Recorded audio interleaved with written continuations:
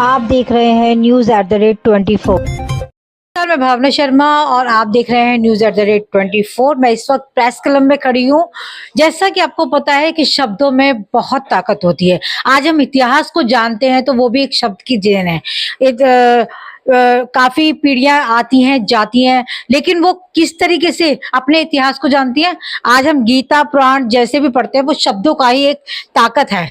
तो आज हमारे साथ एक राइटर मौजूद हैं। इन्होंने बहुत ही अच्छी एक किताब लिखी है। आइए उसी सिलसिले में बात करते हैं। सर, अपना पूरा परिचय दीजिए और आपने जो एक किताब लिखी है उसके बारे में बताइए। जी, मेरा नाम डॉक्टर दिनेश काले है। मेरी कविता जो विश्व शांति है उसका जो अनुवाद भारत के सभी भाषा में हुआ है। इसके बावजूद भी जो भाषा नॉर्थ ईस्ट की है, जो संविधान के अंदर नहीं है, उसमें भी उसका अनुवाद हुआ है, मिज़ो, खासी, गारो, टेनेडी।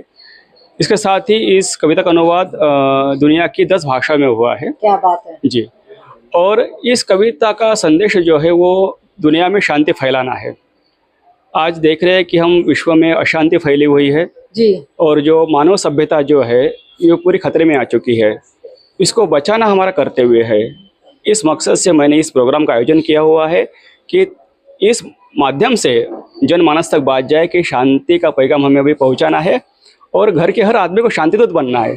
जब ये बात हर घर में जाएगी तो लिहाजा इस बात को लोग गौर से महसूस करेंगे कि नहीं, अभी शांति की ज़रूरत है और हमें खुद शांतिदूत बनना है। और इस वक्त वाकई में जैसा कि विश्व में चल रहा है युद्ध, तो इसमें शांति का संदेश बहुत जरूरी है। जब ये कविता लिखी थी तब मुझे लगा नहीं था कि इस कविता के अंदर ये सब चीज़ें आएगी, लेकिन आज के चालू दौर में मैं देख रहा हूँ कि सारी चीज़ें इस कविता के अंदर समाई हुई है और इसके अंदर सोल्यूशन भी दिया है। आदमी लिखता है, जो प्रश्न बनाता है उसका उत्तर भी देना चाहिए, जरूरी होता है। तो इस कविता के अंदर में प्रश्न के साथ उत्तर भी दिए गए हैं कि हमें शांति के लिए कौन से प्रयास करना जरूरी है। अगर हम वैसे प्रयास करेंगे तो यकीनन हम शांति के दूत बन पाएंगे। तो सर, आपकी ऐसे ही कविता लिखते रहें और हमारी शुभकामना आपके साथ है। और एक बात और कहना चाहूँगा कि ये कविता महाराष्ट्र के 2 यूनिवर्सिटीज़ में सिलेबस में है। अच्छा। और पिछले 6 साल से इस कविता को बच्चे पढ़ रहे हैं।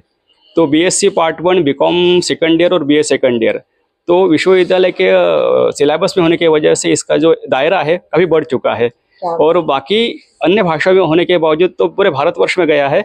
इसके साथ अभी दुनिया के हर देश में, जैसे मान लीजिए कि पर्शियन में अनुवाद हुआ है, तो लास्ट टाइम इसका फंक्शन दिल्ली यूनिवर्सिटी में हुआ था, पर्शियन डिपार्टमेंट ने किया था।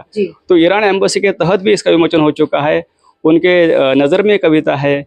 अरेबिक में हुआ, इराक के लैंग्वेज में हुआ है, पोर्तुगीज़ में हुआ है, स्पेनिश में हुआ है, क्रियोल भाषा में हुआ है जो मॉरिशस की नेशनल लैंग्वेज है, French, German, Russian, Chinese, Japanese, creole, Arabic, Persian और पोर्तुगीज़ में। हिंदी तो हो ही चुका है। हिंदी में उसके हिंदी का वर्जन छप चुका है इस कविता का। हिंदी अंग्रेजी में वर्जन छप चुका है और मूल वर्जन इसका छपा है पहले मराठी में, महाराष्ट्र में। मराठी के बाद अंग्रेजी में 2 वर्जन छपे हुए और इसका हिंदी में भी। ये आपका फर्स्ट टाइम है कि पहले भी कविता लिख चुके हैं? मैं कविता काफी कम लिखता हूँ। मेरे उपन्यास ज्यादा लिखे हुए हैं, 16 उपन्यास, कहानी संग्रह, नाटक। लिखते हुए कितना टाइम हो गया? कम से कम 30 साल। क्या बात है सर, आप इसी तरह से लिखते रहें, आपके शब्द हमेशा अमर हो जाएं। धन्यवाद धन्यवाद। Thank you. कट लगा देना जो। और जो सर ने बुक लिखी उसके बारे में बताइए। मैं देवेंद्र चौबे और अच्छा लगा कि हम लोग एक कविता के बहाने यहाँ इकट्ठा हुए और ऐसे समय में कविता हमारे सामने आई जो पूरी दुनिया में युद्ध का माहौल है और लगभग माहौल के कहिए कि लगातार वार युद्ध हो रहे हैं। कई बार हम लोग को लगता है कि आखिर साहित्य की भूमिका क्या होती है, लेखक की भूमिका क्या होती है।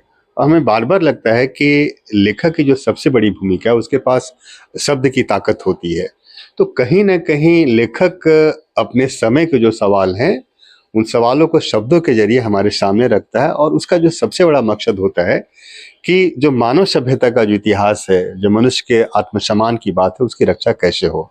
जाहिर है कि युद्ध होते हैं, आगे भी होते रहेंगे, लेकिन जो सबसे बड़ा नुकसान पहुंचता है, मानव समाज की डिग्निटी घट होती है, उसके आत्मसम्मान को ठेस पहुंचती है और कहीं ना कहीं पूरी की पूरी सभ्यता जो है धीरे धीरे नष्ट हो जाती है। ईरान एक बहुत बड़ी सभ्यता वाला देश रहा है।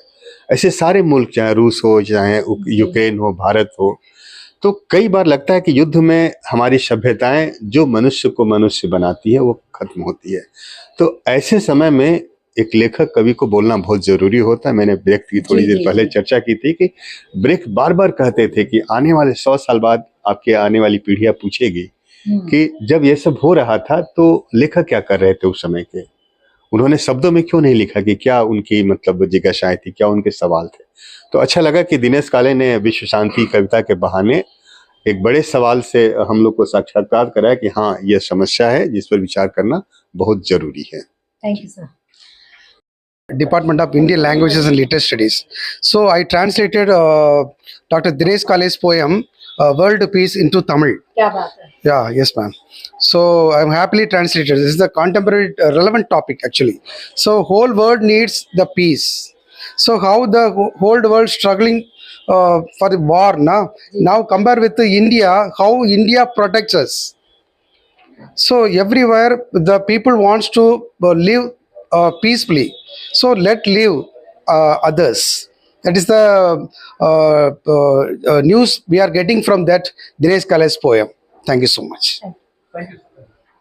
Reena from Delhi University. I'm a student of political science, and I got the opportunity to read Sir's book, which is on world peace.